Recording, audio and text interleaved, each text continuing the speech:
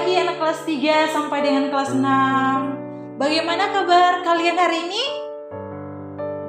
Oke, baiklah. Ibu harap kalian di tempat masing-masing dengan keadaan yang sehat, semangat belajar di rumah, bahkan memiliki semangat dan sukacita dalam menyambut Paskah ya. Nah, anak-anak, untuk menyambut Paskah, hari ini kita akan mendengarkan firman Tuhan. Sebelum kita mau mendengarkan firman Tuhan, kita mau memuji nama Tuhan, kita sama-sama bernyanyi Jalan Serta Yesus. Mari kita menyanyi. Jalan serta Yesus, jalan sertanya setiap hari. Jalan serta Yesus, serta Yesus selamanya. Jalan dalam suka, jalan dalam duka, jalan sertanya setiap hari. Jalan dalam suka, jalan dalam duka, serta Yesus selamanya.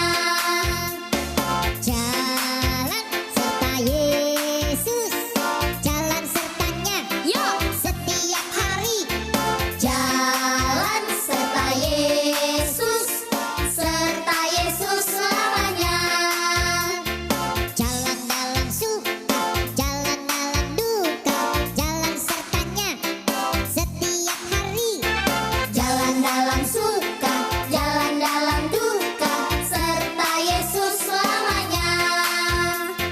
Jalan dalam suka, jalan dalam duka, jalan sertanya setiap hari. Jalan dalam suka, jalan dalam duka, serta Yesus selamanya. Anak-anak, sekarang kita mau berdoa. Untuk itu, di tempatnya masing-masing, ambil sikap berdoa, tangannya dilipat. Mari kita satu dalam doa.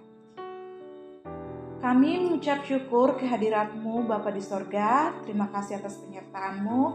Terima kasih Engkau masih memberikan kesempatan kepada kami hingga pada saat ini.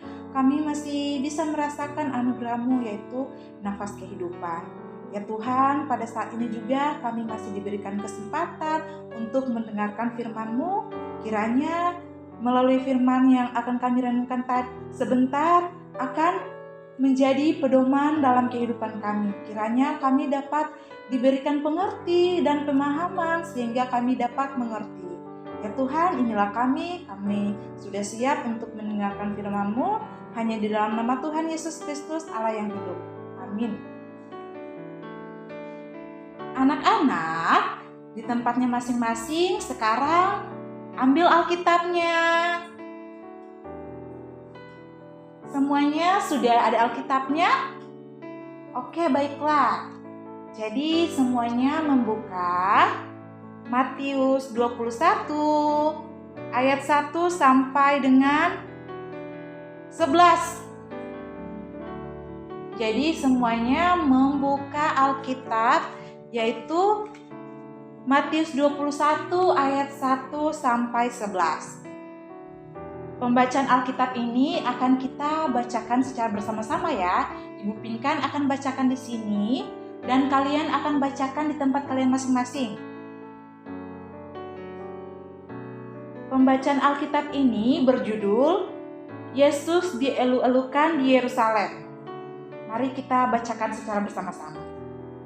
Ketika Yesus dan murid-muridnya telah dekat Yerusalem dan tiba di Betfage yang terletak di Bukit Zaitun, Yesus menyuruh 2 orang muridnya dengan pesan, "Pergilah ke kampung yang ada di hadapanmu itu, dan di situ kamu akan segera menemukan seekor keledai betina tertambat dan anaknya ada di dekatnya.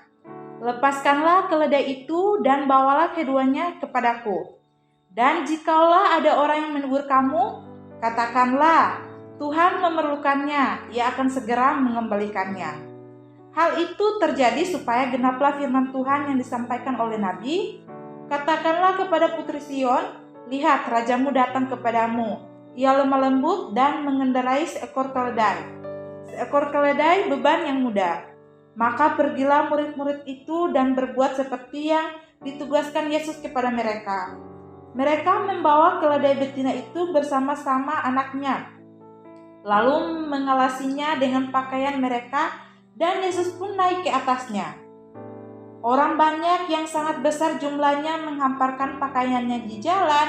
Ada pula yang memotong ranting-ranting dari pohon dan menyebarkannya di jalan. Dan orang banyak yang berjalan di depan Yesus yang mengikutinya dari belakang berseru katanya, "Hosana bagi anak Daud, diberkatilah dia yang datang dalam nama Tuhan. Hosana di tempat yang maha tinggi." Dan ketika ia masuk ke Yerusalem, gemparlah seluruh kota itu. Dan orang berkata, "Siapakah orang ini?" Dan orang banyak itu menyahut, "Inilah Nabi Yesus dari Nazaret di Galilea." Nah, anak-anak, dari pembacaan tadi yang sudah kita bacakan bersama-sama, nah sekarang Ibu Pinkan mau berikan pertanyaan untuk kalian semua. Nah, misalnya ketika kalian mempunyai masalah, apa hal yang paling kalian inginkan? Misalnya ketika kalian dalam masalah, sebagai contohnya, ketika kalian berjalan menuju pulang, tiba-tiba ada pencopet mengambil tas kalian. Padahal di tas kalian itu ada isi handphone dan dompet yang akan membayar uang sekolah. Nah, coba kalian bayangkan apa yang akan kalian rasakan. Terus, apa yang menjadi respon kalian ketika mengalami hal tersebut? Apakah kalian akan berteriak meminta tolong? Atau kalian akan mengejar pencuri tersebut? Nah, ataupun kalian memiliki respon dan berpengharapan bahwa ada yang akan menolong kalian, dan kalian membayangkan orang yang menolong kalian itu memiliki badan yang tinggi, besar, dan memiliki kekuatan untuk lari cepat sehingga pencuri tersebut dapat ditangkap. Nah, atau juga kalian berpikir atau kalian langsung pasrah saja ketika dompet kalian hilang atau tas kalian hilang. Nah, anak-anak, seperti perumpamaan tadi, di sini juga sudah diharapkan atau harapan yang dimiliki oleh bangsa Israel. Mereka mengharapkan pahlawan atau mengharapkan orang yang akan menolong mereka dalam penindasan. Jadi mereka sudah lama menantikan Mesias yang akan datang kepada mereka. Nah, Mesias tersebut akan menolong mereka dan membebaskan mereka dari penindasan.